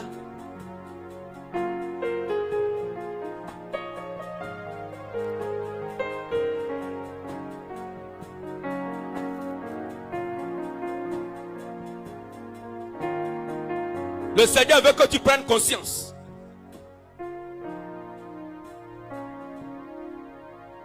Tu dois travailler. C'est un témoignage que tu dois arracher au monde des ténèbres. Tu dois travailler. Tu ne dois pas rester là sans emploi. Tu dois travailler. Tu ne dois pas rester là sans rien faire. Tu dois travailler. Parce que c'est le travail qui ouvre la porte de l'indépendance, de la vie, de la joie, du bonheur, du foyer. Tu dois travailler. Pose la question à ton Dieu. Je n'ai pas la réponse à ta question. Celui qui a la réponse à ta question, il s'appelle Jésus. Demande-lui.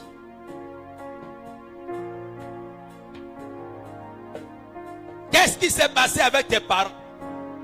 Pourquoi aujourd'hui tu en payes le prix?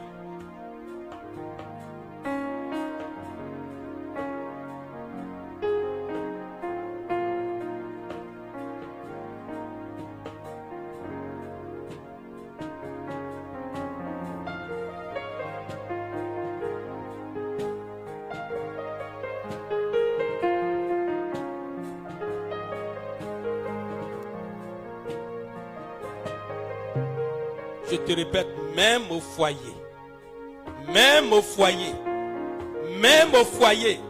tu dois travailler tes 10 toi. Si tu as hérité de tes pères, de tes mères, de tes parents, c'est une bonne chose. Mais tu dois laisser aussi un héritage encore plus grand à tes enfants.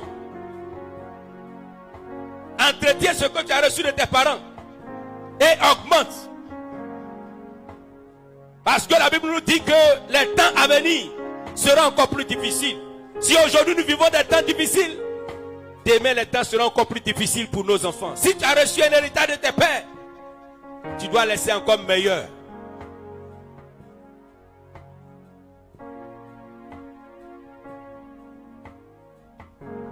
Oui, bien-aimé, tu es là, tu pleures toi seul. Tu te poses des questions. Qu'est-ce qui ne va pas? Seigneur, est-ce que je suis venu accompagner les gens sur la terre? Seigneur, qu'est-ce qui ne va pas? Qu'est-ce que j'ai fait? Il te donne l'occasion de lui parler, de lui poser ces questions. Va te répondre. Si tu es sincère et que tu veux vraiment que le Seigneur te réponde, va te répondre. Et il faut que les choses changent. Le Seigneur est venu à toi avec le travail. Mais tu as refusé le travail. Et aujourd'hui, c'est toi qui cries. Il est venu jusqu'à toi avec le travail. Mais tu as refusé ce travail. Il est venu jusque ce travail pour ton fils, pour ta fille. Mais tu as refusé. Aujourd'hui, tu cries encore. Ah Dieu, oui mon enfant, hein, voilà ci, voilà ça. Parce qu'en son temps, quand le Seigneur te disait fais ce travail, tu as dit non, c'est un petit travail. On dit souvent qu'il n'y a pas de saut métier, c'était des petites choses sur lesquelles les premières marches de l'escalier. Mais tu n'as pas voulu. Ce que Dieu avait préparé pour ton enfant, ton orgueil a fait que cela vous a échappé. Sinon la bénédiction du travail, le Seigneur le donne à tous, la donne à tous. Parce qu'il sait que le travail, c'est une partie de l'être humain.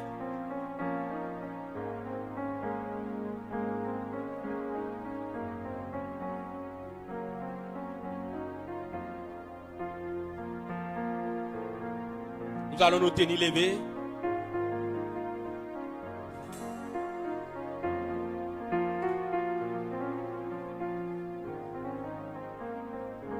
Venez, vous allez nous donner un cantique.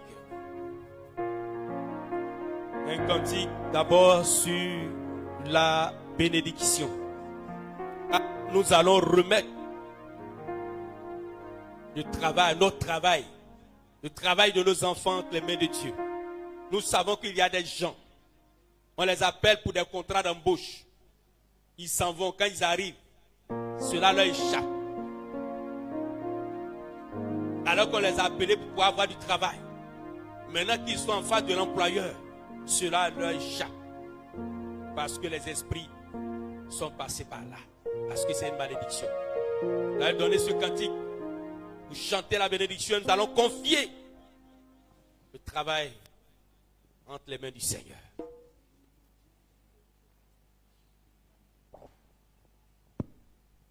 Jésus béni, Jésus béni, Jésus béni, Seigneur Jésus béni.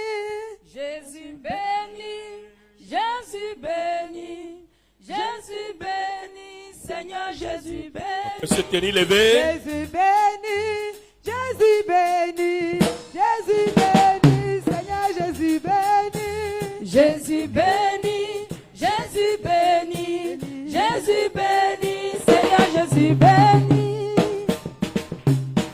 Jésus béni, Jésus béni, Jésus béni, Jésus béni, Seigneur Jésus béni. Jésus béni, Jésus béni, Jésus béni, Seigneur Jésus béni. Oui, Jésus béni, Jésus béni, Jésus béni, Seigneur Jésus béni. Jésus béni, Jésus béni, Seigneur Jésus béni. Alléluia, Jésus béni, Alléluia, Jésus béni. Merci. Jésus. Changez de voix. Nous allons prier. Que vous changez de voix. Nous allons prier, bien-aimé. Tu vas remettre cette bénédiction du travail entre les mains de Dieu. Bien-aimé, cela a été volé dans beaucoup de maisons, beaucoup de familles. Tu pries que ce soit pour toi-même. En tout cas, tu pries que ce soit pour ton enfant. Que le Seigneur soit glorifié. Élevons la voix. Prions le Seigneur notre Dieu. Jésus béni, Jésus béni, Jésus béni, Seigneur Jésus béni. Jésus béni, Béni, Jésus béni, béni, Jésus béni, Seigneur Jésus béni. Jésus béni, Jésus béni, Jésus béni, Seigneur Jésus béni. Jésus béni, Jésus béni. Prie le Seigneur, parle à ton Dieu. Remets le travail à ta main de Dieu. Jésus béni, alléluia, oh. Jésus béni, alléluia, oh. Jésus béni, alléluia, oh. Jésus béni, alléluia, oh. Jésus béni, alléluia, oh. Jésus béni, alléluia, oh. Jésus béni, alléluia, oh. Jésus béni, Jésus libère, Jésus libère, Jésus libère. Priez même ton travail dans la main de Dieu. Remets ce travail dans la main de Dieu.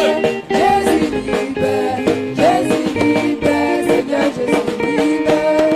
Jésus transforme, Jésus transforme, Jésus transforme, Seigneur Jésus transforme. Jésus transforme, Jésus transforme, Jésus transforme, Seigneur Jésus transforme. Alléluia, oh. Jésus transforme, alléluia, oh. Jésus transforme, alléluia, oh. Jésus transforme, alléluia, oh. Jésus transforme, alléluia, oh. Jésus transforme, alléluia, oh. Jésus transforme, alléluia, oh. Jésus transforme, alléluia, oh. Jésus transforme, Jésus libère, Jésus libère, Jésus libère, Seigneur Jésus libère. Jésus libère, Jésus libère, Jésus libère, Seigneur Jésus libère. Alléluia, oh. Jésus libère, alléluia, oh. Jésus libère, alléluia, oh. Jésus libère, alléluia, oh. Jésus libère, alléluia, oh. Jésus libère, alléluia, oh. Jésus libère, alléluia, oh. Jésus libère, alléluia, oh. Jésus Amen. libère. Bien-aimé, tu vas prier. Tout ce qui est dans votre maison, dans votre foyer, dans votre famille, en allant en arrière, sur les générations passées. Parle contre votre travail. Contre qu'il y ait un esprit de chômage dans la maison qui empêche que les gens progressent. Tu vas déclarer que à ces esprits, à ces malédictions, que voilà ce que Christ a fait à la croix de Golgotha. Bien aimé, c'est larmoyant, c'est-à-dire ça fait pitié. On me parlait d'un homme qui était parti en Angleterre en son temps. Au moment où il devait passer son dernier diplôme, ce jour-là, il était au balcon, a dit la maison à étage, et puis il était, voilà, là-bas, au balcon, et il avait un cure-dent dans sa bouche, comme en Afrique, nous on aimait manger ça. Et quand les policiers anglais ont vu, ils disent, mais monsieur là, il est devenu fou. Ils sont partis rapidement monter au balcon, ils l'ont attrapé, il était en serviette, ils l'ont attrapé pour le faire partir. On dit non, non, il devient fou, il mange, il a bois dans sa bouche, il est fou. Ils l'ont ramené dada dans son pays d'origine. Quand malédiction te suit, les choses les plus simples deviennent problème pour toi. Quand tu regardes en arrière ce qui s'est passé, et puis tu vois la couleur de votre famille, bien-aimée, tu vas parler à l'ennemi. Tu vas leur déclarer à tous ceux-là, peut-être ce sont des esprits humains qui sont dans la famille, des méchants qui sont dans la famille. Et c'est eux, ceux-là qui poussent et qui font que le travail échappe. On passe concours, ça ne va pas, on fait ci, ça ne va pas, on fait là, ça ne va pas. La Bible dit que Christ est mort à la croix aussi pour cela. Alors tu parles à ces méchants et tu présentes ton travail de tes enfants. Alors à l'Éternel, en menaçant ces méchants, en leur brandissant l'œuvre que Christ a faite à la croix de Golgotha. Élevons la voix et prions le Seigneur notre Dieu. Tout musical, accompagnons-nous. Bien-aimé, prie de tout ton cœur. Ils ont échoué. Ils ont échoué. Ils ont échoué. La malédiction a échoué. Ils ont échoué. La pauvreté a échoué. Ils ont échoué. Ils ont échoué. Ils ont échoué. Ils ont échoué. Ils ont échoué. La malédiction a échoué. Ils ont échoué. La pauvreté a échoué. Merci Seigneur notre Dieu. Ils ont échoué. Ils ont échoué. Échoué. Ils ont échoué. Échoué. Ils ont échoué. Échoué. Ils ont échoué. La malédiction a échoué. Échoué. Ils ont échoué. Échoué. Ils ont échoué. Échoué. Ils ont échoué. La pauvreté a échoué. Échoué. Ils ont échoué. Échoué. Ils ont échoué. Échoué. Ils ont échoué. Échoué. Ils ont échoué. Ils ont échoué. Ils ont échoué.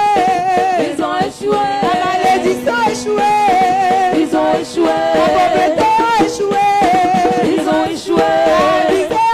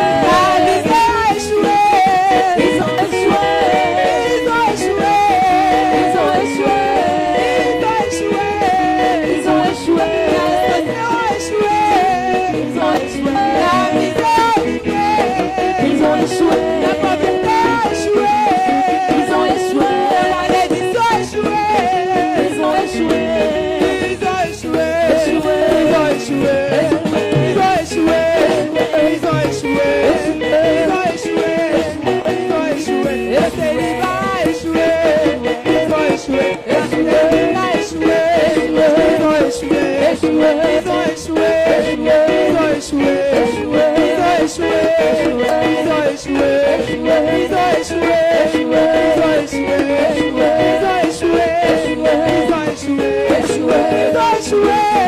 Ils ont échoué. Ils ont échoué. Ils ont échoué.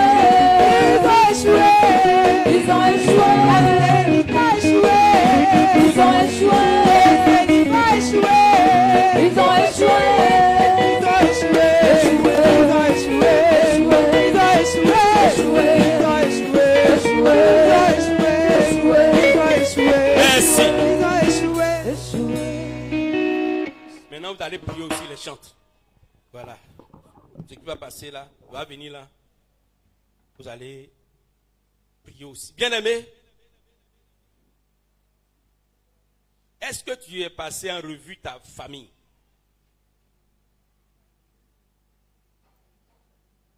Il y a un esprit de réclamation qui est derrière.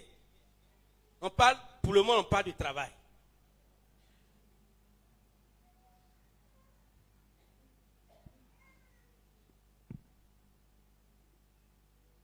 Et cet esprit de réclamation passe par tous les moyens pour que ce qui est de toi t'échappe. Ouvrez les yeux un instant. Regardez, il y a un jeune qui devait travailler.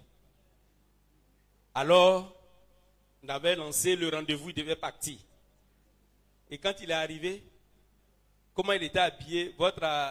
Le pantalon jean, on appelle, c'est quoi? Pété, c'est ça?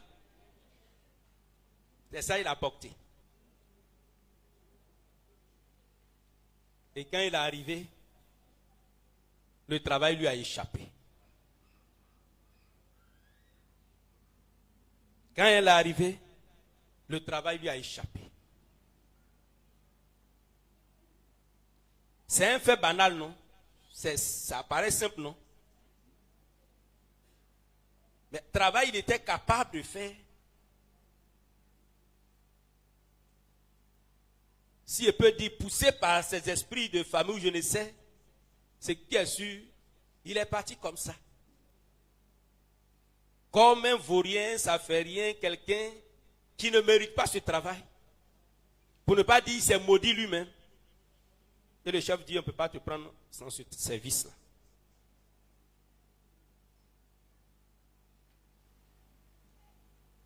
Vous travaillez. Comme on l'a dit, les parents ont démissionné pour rien. Vous travaillez. Tout ce qui est pour toi, tout disparaît un jour, tout brûle un jour. Vous travaillez. C'est bloqué.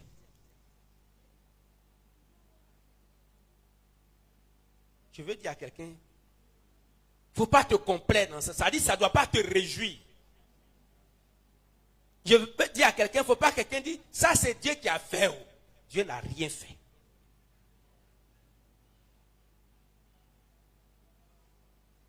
C'est un esprit de réclamation qui sait que il y a une étoile de travail, une étoile de gloire, quelque chose qui est pour vous.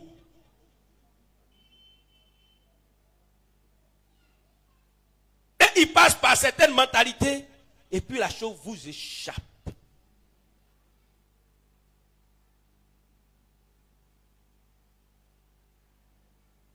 Même simple travail, manuel même tu veux faire, là encore on vous chasse dans votre famille. Ça ne te révolte pas? Ça ne te révolte pas, ça ne te dit rien.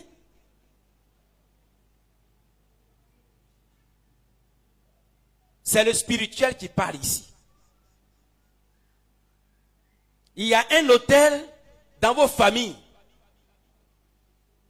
qui est en train de réclamer la bénédiction du travail que Dieu vous a donné et que vos parents ont troqué. Ils ont échangé par la libation, par les adorations, la bénédiction du travail qui devait vous élever. Parce que quand on voit comme ça là, tu ressembles à quelqu'un qui doit être un ministre. Quand tu regardes comme ça, tu ressembles à quelqu'un qui doit être un député. Quand tu regardes comme ça, tu ressembles à quelqu'un qui doit conduire un chef de plusieurs autres personnes. Mais te voilà ici. Ça te plaît, tu es dedans. Tu ne te poses pas la question, pourquoi? Tu pries maintenant. Que cet hôtel qui te réclame ton travail, qui réclame le travail de tes enfants, que la croix de Jésus, qui est le meilleur des hôtels, parle en ta faveur. Et que les choses maintenant changent en ta faveur à cause de Christ. Est-ce que quelqu'un a compris? Il faut commencer à prier. La réclamation, l'hôtel que tes parents ont bâti, au bord de la mer, au bord des eaux, dans les fleuves, sur la terre, à la maison, les hôtels qu'ils ont bâtis. Ils ont dit, si tu donnes à mon enfant de réussir à l'école, il faut lui donner le travail. Ils ont dit des choses sur vos vies. Vous êtes nombreux dans la famille. Peut-être c'est toi ceux qui te débrouillent pour essayer de travailler un peu. Jusque-là, ce n'est même pas le travail là même qui te sied. Ce n'est pas ça même que Dieu veut. Mais tes soeurs, elles sont là.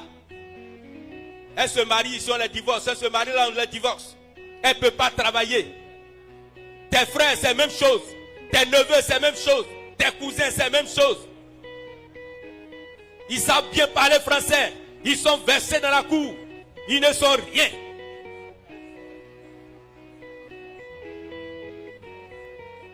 Bien-aimé, que les choses changent. Le travail, c'est une bénédiction. Le travail, c'est un héritage. Tu n'as pas encore saisi cet héritage que Dieu t'a donné parce que quelqu'un prend cet héritage.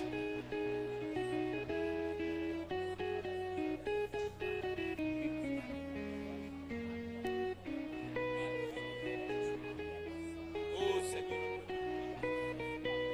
au nom de Jésus.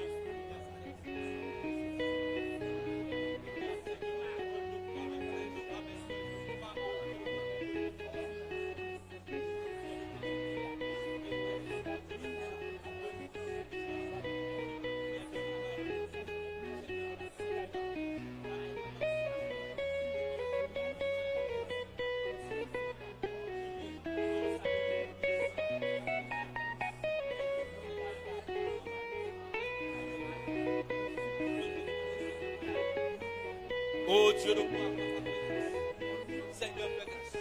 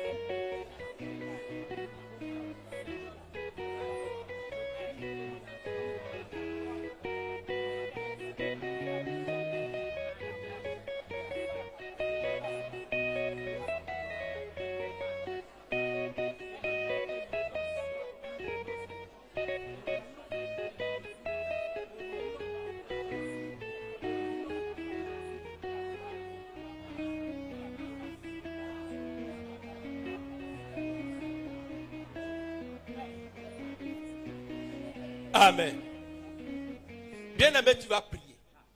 Tu vas ordonner que tout ce qui a été enterré, a été enfoui, tout ce qui a été pris de toi, alors soit restitué, soit vomi, soit ressuscite au nom de Jésus-Christ. Il y a des gens, leur permis de conduire, leur diplôme. C'est ici dans cette même église qu'un frère rendait ce témoignage à la suite de ce programme. Tous qui, dans leur village, dans leur famille, tous ces jeunes qui traînent dans le village,